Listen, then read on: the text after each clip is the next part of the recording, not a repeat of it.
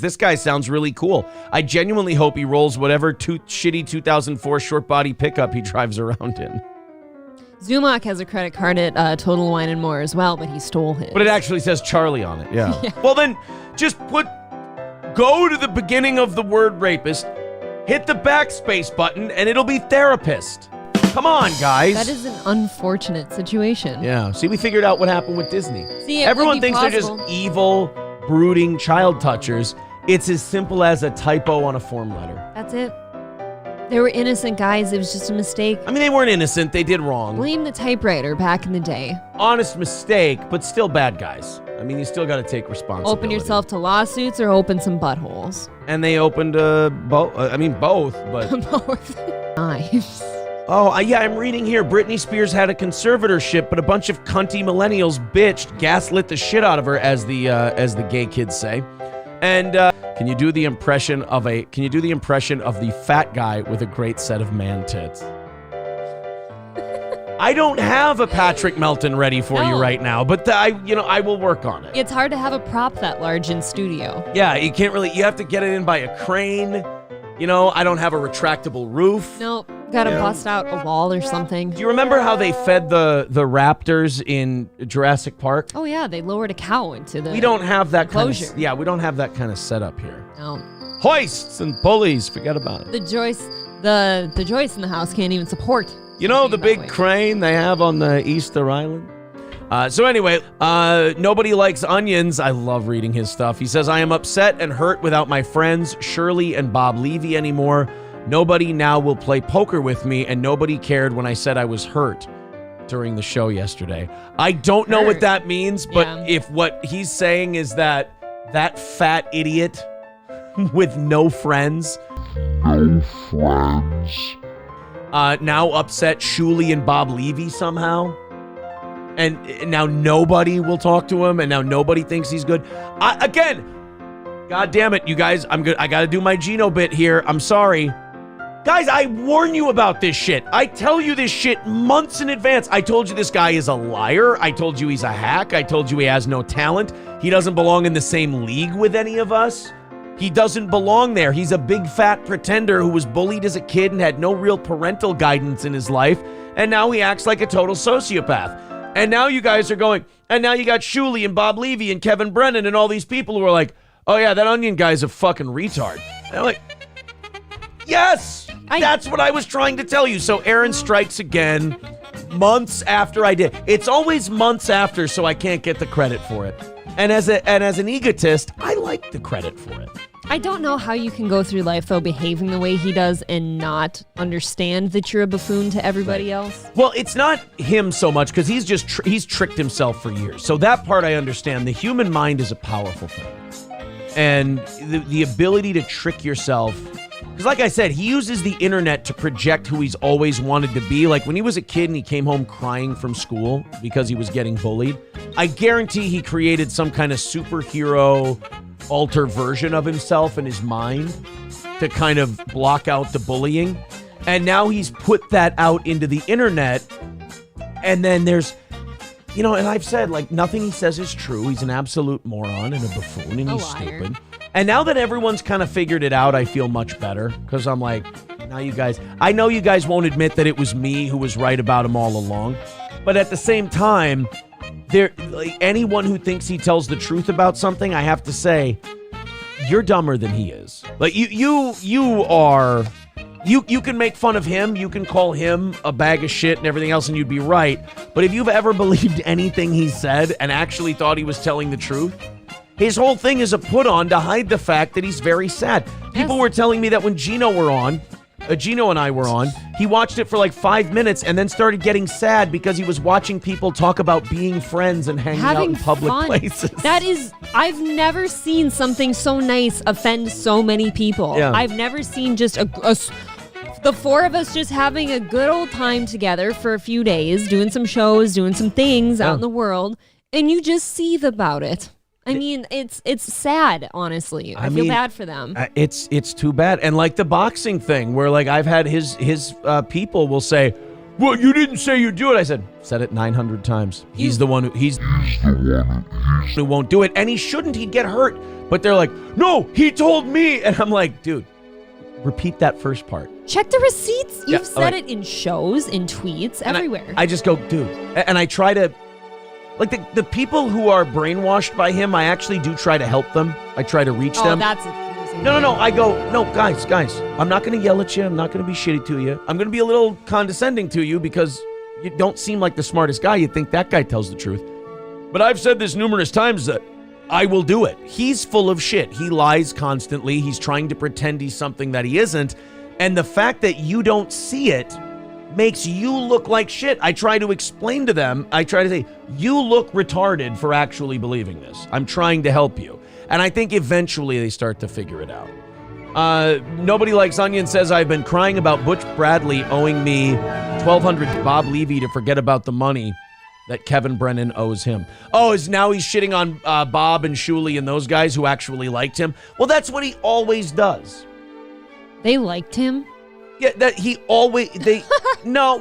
was a useful idiot to them. That's good. He was a whackpacker to them. But that's what he does. He'll do that to everybody. You can't be surprised about it. He doesn't have a show to do. He doesn't have his own content. So he has to go after these people like a parasite, latch onto them. They're not as smart as I am, though. They don't kind of have him pegged the way I do. So he has to move on to somebody else. He's like, oh shit, Aaron kind of just accurately takes me apart. Rice Patty Melton says, the moment Melton confessed to Carl on WATP that he wants you ruined because you're too smug, showed what a psychopath he is. Well, here's the thing about the smugness. They all come to me. And then I shit on them better than they shit on me, and they go, oh, well, he's just smug and arrogant. Well, motherfucker, it's like when someone goes up to punch a guy, and then they get knocked out, and they go, hey, that guy hit me. He's a hitter. It's like, it is. You came to me first, motherfucker. Right. Don't cry because you lose. It is a funny thing to consider that we would probably never, ever have mentioned his name had he not thrown punches first. Right. Like, he said some seriously heinous shit about me. So did Zumok. So did pretty much everybody else. That was all untrue. And now, so when somebody else says, oh, you're kind of fat, aren't you? You know, so much for my forehead. Oh, yeah. Look at this bitch. Look at how mean she's being. Look what a cunt she is. Yeah, it's like, dude, you threw the first punch. You got hit harder. You should be used to it. You know your childhood. Patrick is very hateful. Notice he never has anything nice to say about anyone. It's not even, he's not hateful towards me. That's why I have the ability to snicker and giggle at Patrick. But he is hateful towards me. I have a feeling a lot of girls turned him down. Incorrect. No, you're right about the second part, but you're not right about the first part. He doesn't hate Chad. He doesn't hate you. He doesn't hate me. He doesn't hate Kevin. He doesn't hate Bob. He doesn't hate Shuley. Anyone who claims that they hate that many people, that's inter-hate. That's hating yourself. And if you let that brew and stew, you'll kill yourself. Still hate. So instead what he does is he takes the hate of himself. That's where the eating comes from and the weight gain. That's also all that obesity and shit for everyone. That's self-loathing. That's self-hatred. You feel like you're not good enough. And instead of letting that burn him up or addressing it and doing something about it, he just goes, and just hates everything else. But, honestly, isn't he like 50? It's too late to fix yourself. Like Melton? He's got to kind of go down with this ship now. God, I hope he's not 50. They're saying the hate brews in his stomach. Well, it's got a lot of room to fester at that point. Ew. Patrick is brewing up a new batch of diabetes, says Joey C. Oh, okay. It's seriously, though, like that picture of him at that poker table with the arms was troubling. I thought it was photoshopped. Yeah. I mean, that picture really is just kind of, it makes you, even though I'm right about the guy, it also makes you go, maybe I shouldn't. Because you look at that. I only do because he has said so many heinous things about me. You look at that picture. I don't care otherwise. You look at that picture and you go, oh, it all makes sense now. Like, that's very rare when a guy is so shallow and understanding him is so simple that you can just see a photo and you go, oh, that's where all this comes from. I mean, he's so obsessed with me. Apparently, he has a dynamite AI voice version of me that says things I didn't even know. I found this out through my friends. If Gino and Keanu don't get an AI voice, I'm going to be pissed. You must really like me. I hope so. You know what? That'll start keeping me warm at night is just the thought of Patrick Melton being so into me. I'll just go to bed and I'll have a little smile on my face. Mission accomplished, right? I mean, once you have an AI version of somebody's voice, you have to be seriously into them. Somebody go make mine say the N-word. Do you have one too? I'm sure I do. I don't watch his show. I don't care about his show. I'm sorry if that hurts, buddy. No offense, but it is like unlistenable. Even if he talked about like the news or like topics or anything, he's not fun. He doesn't have really any comedic timing. He's not a funny guy. He's not particularly engaging or entertainment. No, he has to have me say the things for him. He really didn't start catching any viewership until he had me. Like I kind of rescued his show and his channel. But even then, people didn't like him. They just hated me. So even your audience was people who had an obsession with me, and you were just kind of the conduit of... You're plumbing in my facility. Oof. Like, this is like my building, and you're one of the plumbing pipes that pumps the shit out. Because you're taking all the things that hate me, and you're running that as a pipe. So you are kind of a wholly owned subsidiary of Steel Toe Media Incorporated. You should be sending me invoices more than anything else. All right, guys. I wanted to, God, he's so fun to pick on. I wish he wasn't so fun to pick on. He's like a zit on your face. You can't quit just... I know. Just squeeze a little more So out. much fun to pick on. Like, there are some things like, I never tried to get Kevin Brennan to like me because Kevin Brennan doesn't like anybody. It's useless to do that. But, like, there's like, Shuli's producer was cunty to me during the Ray DeVito thing, so I ripped the shit out of Shuli's producer. And then Shuli's producer got like Shuli to hate this show when Shuli had no problem with us. Shuli and I were fine. And then the producer who kind of runs things over there, he's like, no, I'm gonna clip these guys and watch them all the time. And then so we kind of broke that Joe guy, but then that kind of got in Shuli's ear, and he's like, well, I don't like him either. He said something about me being Jewish. I'm like, let's not be so sensitive, girls. And I don't think you really are upset about that. There are some people where I'm like, oh, it's too bad that they feel that way. I feel bad that they feel that way. But there's other people who they feel that way, and I go, yeah, like I said with Melton, you are now plumbing in my building. He's a fun target. I heard he eats Egg McMuffins to impress April. Yeah, he's peacock feathering when he grows his jowls and his chin out really far. He's showing you opulence and wealth that he can provide for you. That's what all the weight is for. But do you not understand, buddy? Like, I don't see this shit. I don't see your McMuffins. I don't see your jowls.